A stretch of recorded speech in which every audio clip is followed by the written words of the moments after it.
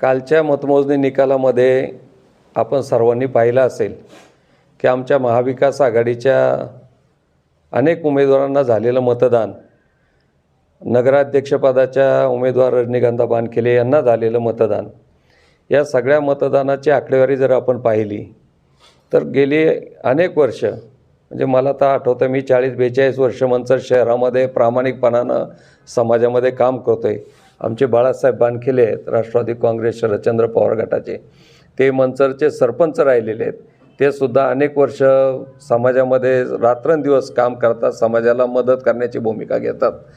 अशा सगळ्या भूमिका असताना देखील आम्हाला झालेलं मतदान हे निश्चितच शंकास्पद असणारं मतदान आहे. आणि मंचरची निवडणूक जर पाहिली तुम्ही तर पहिल्यापासनं एक दबावाचं राजकारण मंचर शहरामध्ये खेळलं गेलं. त्याचबरोबर बाहेरच्या लोकांचा झालेला प्रचंड हस्तक्षेप या मंचरकरांनी पहिल्यांदा मंचरच्या निवडणुकीमध्ये अनुभवलेला आहे. त्याचबरोबरीनं पैशाचा होणारा प्रचंड वापर तो देखील आपण पाहिलेला आहे. कधी नाही तो एवढा कोट्यावधी रुपयाची उलाढाल निवडणुकीच्या माध्यमातून मंचर शहरात झाली. आणि त्याचबरोबर सगळ्यात महत्त्वाचं कारण आणि मोठं कारण की जे तुम्हालाही त्या ठिकाणी निदर्शनास येईल की जे काय आमच्या उमेदवारांना झालेलं मतदान आहे आणि समोर विजयी उमेदवारांना झालेलं मतदान आहे, याची गोळाबरीज केली तर मंचर शहर आहे तसं पाहिलं तर पूर्वीपासनं शिवसेनेच्या विचारधारेला मानणारं शहर आहे.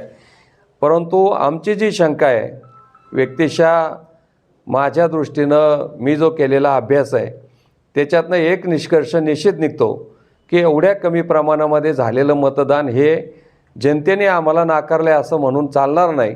तर हा 100% मशीनमध्ये जो काय 15-20 दिवसाच्या कालखंडामध्ये झालेला घोळ आहे तो 100% या ठिकाणी झालेला आहे, तो निदर्शनास येतो आहे.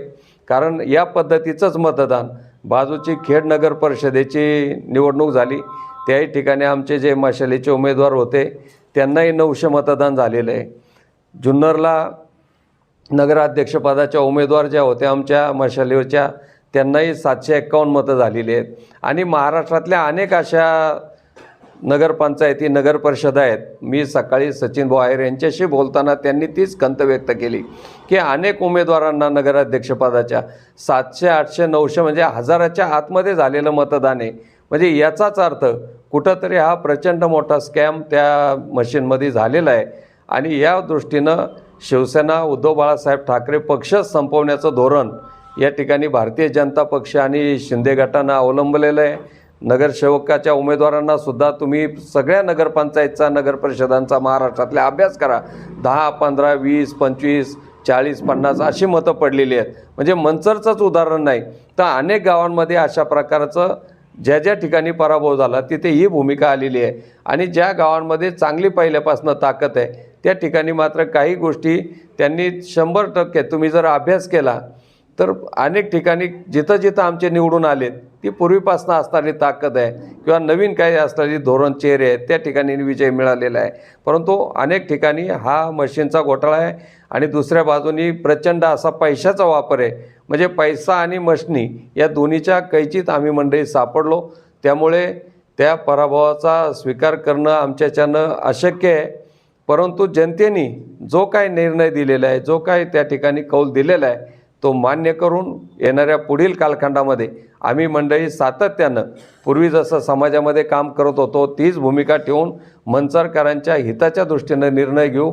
ज्या ठिकाणी विरोध करण्याची भूमिका येईल त्या ठिकाणी चौकात उतरून विरोधाची भूमिका घेऊ. पण मंचर शहरामध्ये जो बाहेरच्या व्यक्तींचा हस्तक्षेप होतो आहे तो थांबवल्याशिवाय आम्ही मंडळी कुठेही शांत बसणार नाही. आणि पुन्हा एकदा ज्या मतदारांनी आम्हाला मतदान केलेलं आहे त्यांचे आभार मानतो, ज्यांनी मतदान केलं नाही त्यांचे आभार मानतो, सर्वांचे मनापासून आभार मानतो आणि थांबतो. धन्यवाद. तुमचा फ्लॅट, घर, बंगला, व्यापारी गाडे, दुकान, जागा, शेतजमीन, प्लॉट्स विकायचे आहेत का?